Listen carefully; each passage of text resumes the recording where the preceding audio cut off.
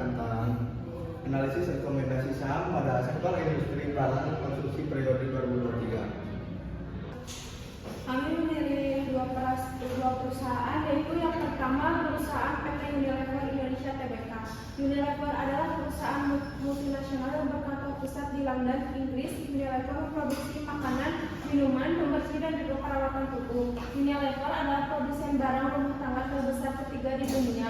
Jika didasarkan pada besarnya pendapatan pada tahun 2012, di belakang IMD dan Nestle, Unilever juga merupakan produsen olesan makanan seperti margarin terbesar di dunia. Yang kedua yaitu perusahaan PT Central Food Indonesia Tbk.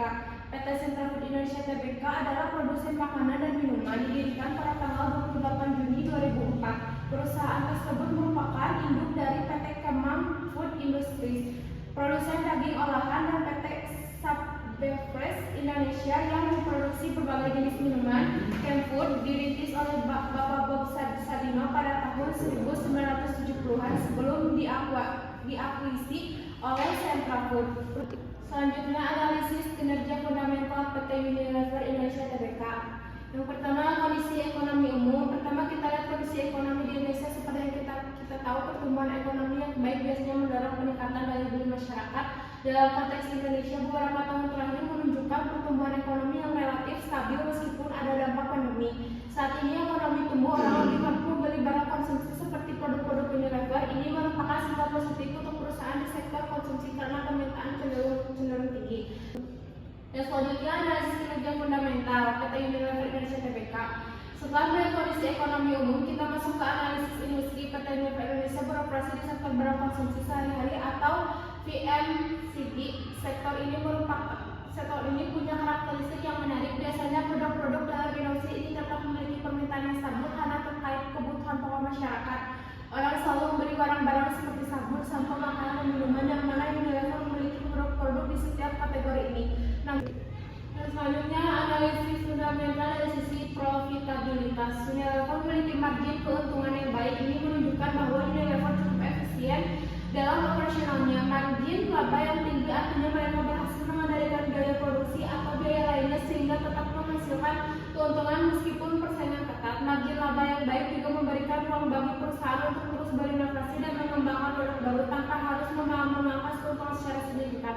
Kemampuan menjaga margin ini juga penting karena dalam industri FMCG, perbedaan harga atau kualitas sedikit saja bisa berpengaruh besar pada keputusan konsumen. Yang selanjutnya, analisis kinerja fundamental PT Central Food Indonesia.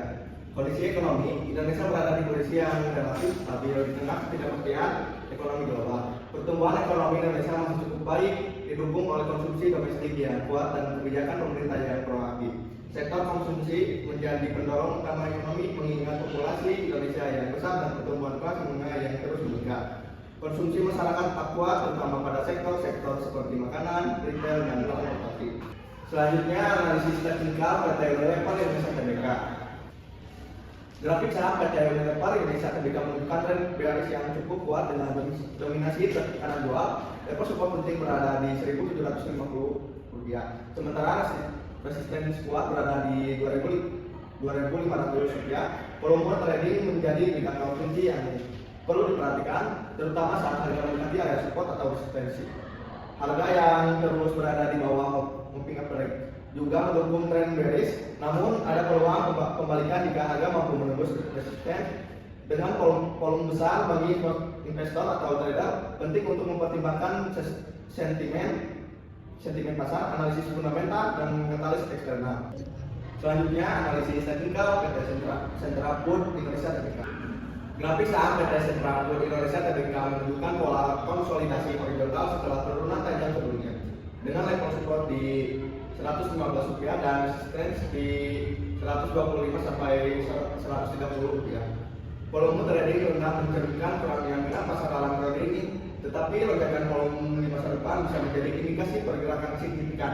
Moving average mendukung pola sesuai di mana harga cenderung bergerak dekat dengan EMA 20, EMA 50, dan EMA 100. Rekomendasi saham. PT Unilever Indonesia Tbk dengan rekomendasi saham yang di dalamnya memiliki pertahankan efisiensi operasional. Angka ROE yang tinggi adalah pertumbuhan Unilever.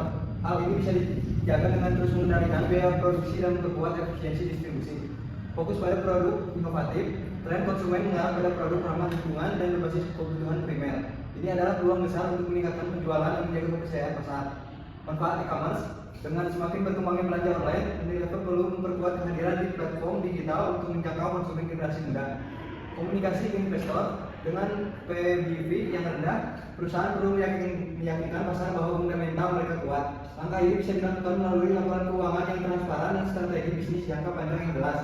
Investasi jangka panjang, dengan kondisi keuangan yang sehat, Unilever dapat mempertimbangkan ekspansi ke pasar baru atau meluncurkan leading produk yang sesuai dengan kebutuhan masa depan. Selanjutnya, rekomendasi saham yang di dalamnya memiliki PT Sentra Food Indonesia Tbk memiliki beberapa tantangan signifikan, terutama dalam hal efisiensi operasional, struktur modal, dan valuasi saham. Fokus pada efisiensi operasional, tingkatkan pengelolaan aset untuk mengurangi kerugian operasional dan memperbaiki margin keuntungan. Revisi struktur modal, kurangi ketergantungan pada utang untuk menurunkan risiko finansial. Komunikasi dengan investor, jelaskan rencana strategi perusahaan untuk pertumbuhan jangka panjang sehingga valuasi pasar yang tinggi dapat didukung oleh kinerja fundamental yang lebih baik.